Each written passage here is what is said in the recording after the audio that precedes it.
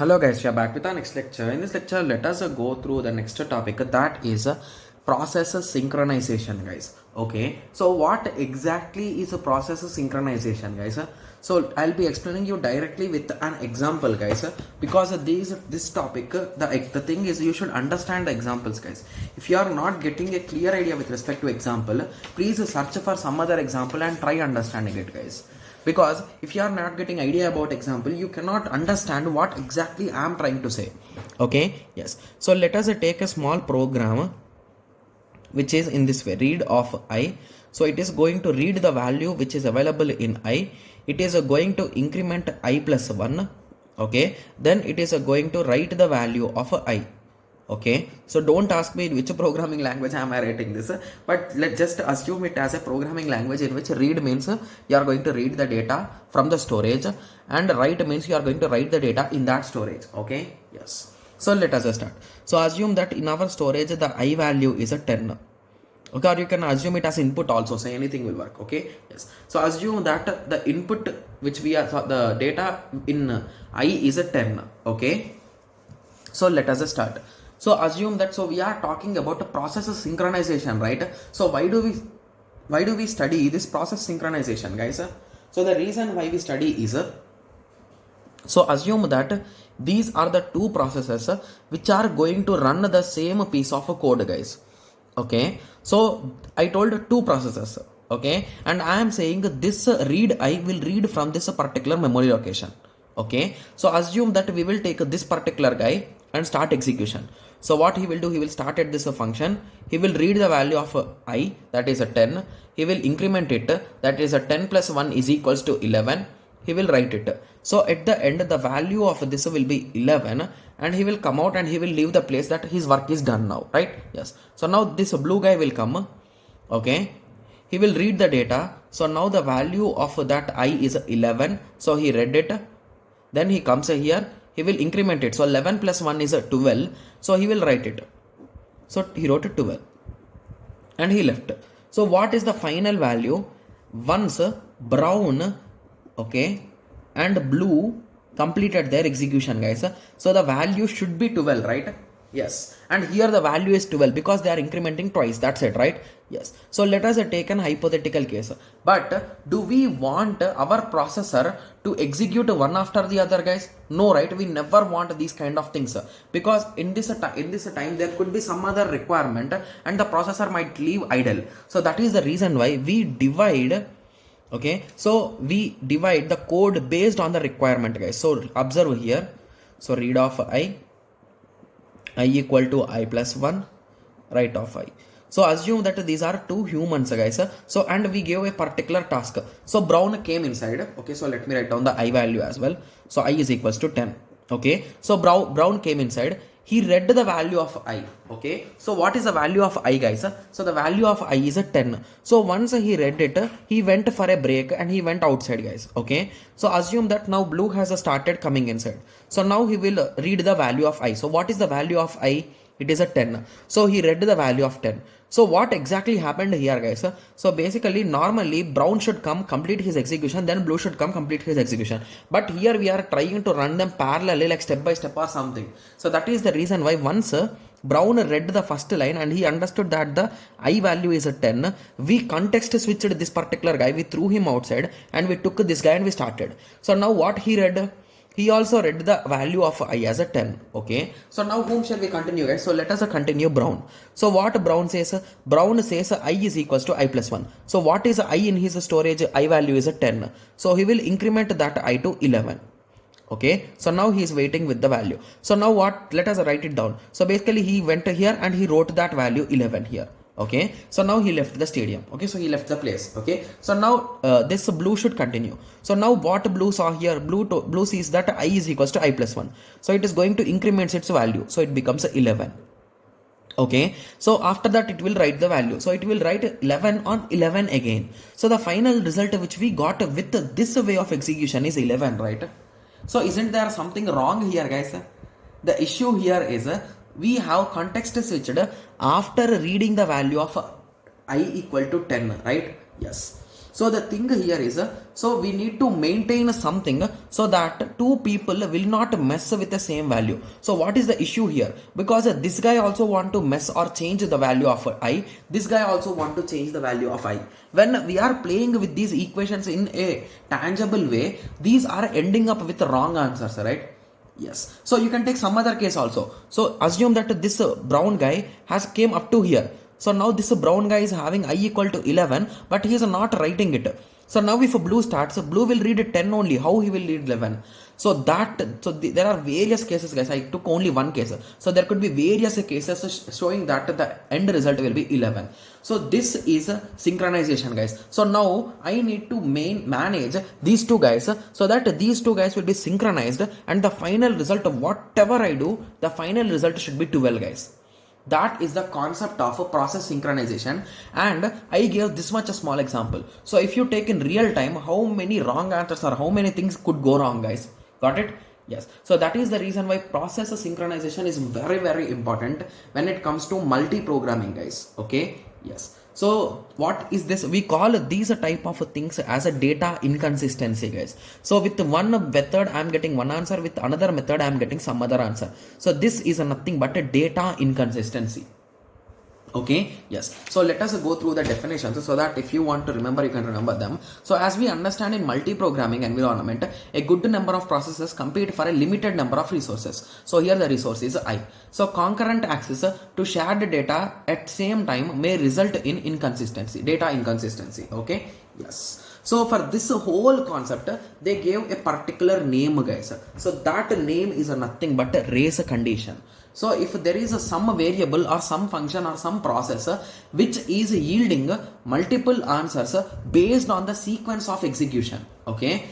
So here also we messed up with the sequence of execution, right? So assume that this as a brown and this as a blue. So what did I execute first? First I executed this line, then I executed this line, then I executed this, then I executed this, then I executed this, then I executed this, and ended up at wrong answer.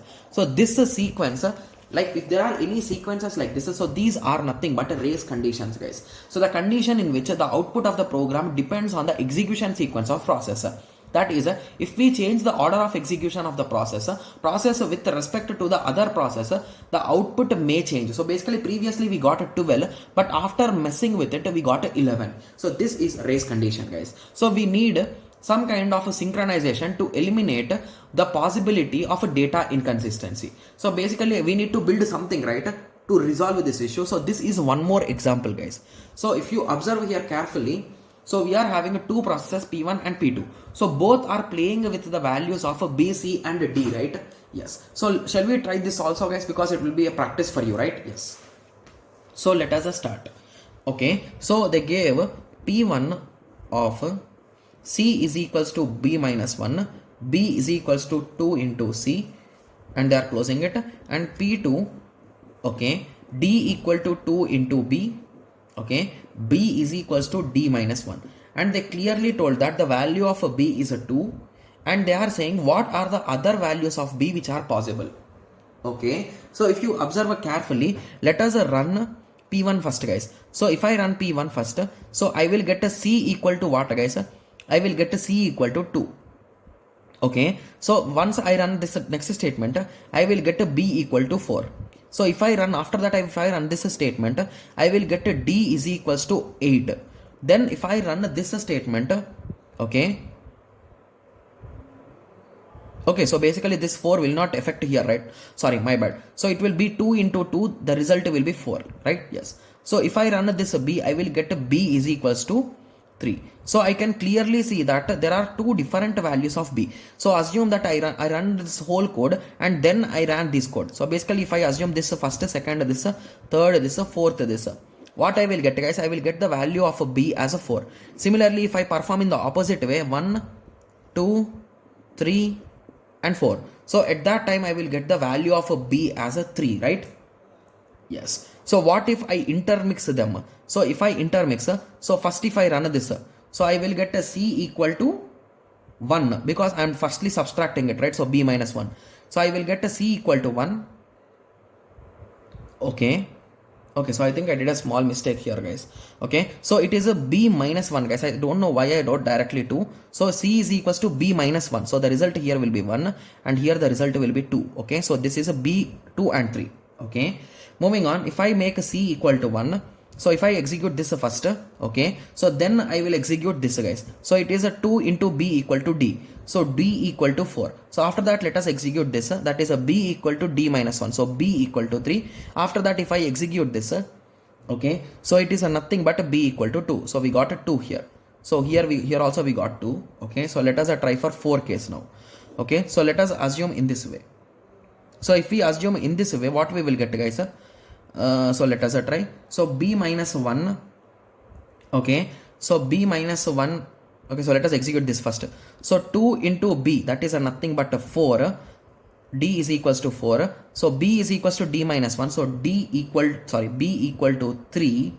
Okay, so if I perform c equal to b minus 1, I will get a b equal to 2. So if I perform b equal to 2, this is c, right? So c equal to 2. If I perform b equal to 2 into c, I will get a b equal to 4.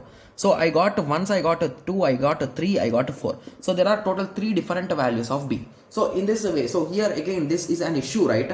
So to resolve these type of issues, we follow a particular coding structure, guys.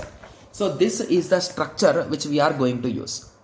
So the structure will look in this way. So just give me a second. So I'll be explaining you clearly. So this is the structure. So wherever you find a variable which is going to be shared by multiple processes, so that variable you are going to put in this critical section, guys. So critical section is a secured section, assume in that way. So it is like bodyguards are before it and after it. So those bodyguards are nothing but the entry section and the exit section, guys. Okay, so now you are getting an idea, right? Yes. So basically this is the code. So initial section is nothing but any initial code, and entry section is nothing but a barrier. So only if that barrier allows you, you can enter inside and you can execute the things. And this is an exit section, so you need to exit from it. So you will go outside. So that is the structure. So initial section might contain any kind of a code. Okay, similarly entry section. So in entry section we are going to have some conditions, guys. Okay guys, we'll be going through various types of this critical section things we'll be discussing, so don't worry. So entry section is that part of a code where each process requests for permission to enter the critical section. I told you, right? So he's like bodyguard. So if he allows, you can go inside. If he doesn't allow, you cannot go, right? Yes. Similarly, coming on to critical section. So critical section is the place where you find the shared code. So if there is a particular variable I which is being used, so that variable I'll be writing here because it is a shared variable, right? Yes. So now moving on to the exit section. So exit section is the final part of the code where it will be leaving the critical section, and the remainder section is nothing but the remaining code which is there, right? Yes. So this is the whole structure of the process, guys. Okay. Yes. So there are 3 different conditions which need to be followed by this critical section, guys. Okay. So now you got an idea about the structure, right? Yes. So I think after discussing this, I'll be stopping this lecture, guys. So don't worry. Okay. Yes, it will be around 2 to 3 minutes at most. Okay. Yes. So critical section solving. Okay. Criteria to solve a critical section problem. So these are the 3 criteria which should be satisfied by the critical section to say that this is a good code. Okay. Yes. So the first thing is mutual exclusion, guys. So mutual exclusion is nothing but, so here I am saying critical section, right? So there could be a situation where this brown guy and blue guy both are in critical section, right? So should there be a situation like that? No, right? So at any moment of time inside critical section there could be maximum 1, that's it, not even 2 also, right? Yes. So that is the concept of mutual exclusion. So no 2 processes should be present inside the critical section at any moment of time. That is only one process is allowed inside the critical section at any instance of time. Guys, we'll be discussing around 4 to 5 problems directly based on these concepts, guys. So they will be memorized to you, like how you can eliminate them, how you can try to damage them and all those things. So don't worry. Moving on to process. So process says that when one process is executing, the next process need to know which to execute. So only wanted process should be sent. there should be no deadlocks. Okay guys, we'll be discussing about deadlock concept, so don't worry. So process is nothing but if this brown guy is executing inside and if this blue guy is the next guy who should be executed. So basically if your critical section is having good progress, it should know which process should execute next. So once it comes outside, this will be pushed inside. So in that way it should know which process to give the next chance. Got it? Yes. Similarly, the next third criteria is bounded wait, guys. So bounded wait is like stopwatch, guys. So basically if you think that this process, okay, so if this process has completed, so this process should wait for this much amount of time to get the chance. So that is nothing but bounded wait. So there is a limit on the number of times that a process is allowed to enter in the critical section, and no process should wait indefinitely to enter the critical section. So assume that this brown guy is coming again and again and again and again thousands of times. So at that time this blue guy will be waiting, right? So that is the reason why always he should know when to come. So basically this guy should wait for some time, right, in between. So he should give this guy also chances. So that is nothing but bounded wait. To be clear, in any kind of critical section problems, mutual exclusion and progress are compulsory, guys. Those are mandatory. When it comes to bounded wait, it is optional. Okay, so we will be checking the criteria for each and every problem which we discuss in our future lectures, guys. Okay, yes. So don't worry, it will be 100% clear for you. Okay, yes. So now let us go through a small problem so that you will understand, like, okay, so I think this problem is also with respect to that only, right? Okay, so anyway we'll be discussing this particular problem in PYQP, so don't worry. Okay, yes. So in the next lecture we'll be discussing the solution to critical section problem, guys. Okay, so there are total 4 different solutions, among which one solution we are not going to discuss in our course, that is using monitors, guys. Okay, so that's not in our syllabus. Okay, yes, so that's the reason why we will be skipping it, and in the next lecture we'll be discussing about two process solution. Okay, so that is using a boolean variable turn, using boolean array flag, and Peter-Senge solution. So basically here we always try to solve the solution between only two processes. If there is a third process, we don't know answer. So that case is nothing but this two process solution. We are going to discuss the 3 types in the next lecture, guys. Okay, yes. So I hope everyone got a clear idea with respect to process synchronization, right? And the 3 criteria: mutual exclusion, progress, and bounded wait. And we discussed the structure as well. And what else we discussed, guys? And the race condition. Okay, yes. And to be clear, race condition as a term is asked in many PYQPs, guys. So that is the reason why remember the word race condition, progress, and mutual exclusion. Okay, yes. So I hope everyone got a clear idea on this. So in the next lecture, let us start with the 2 process solution. Okay, yes. So let us meet in the next lecture. Thank you. Thanks for watching. Like, share, and subscribe for more awesome videos like this. Thank you.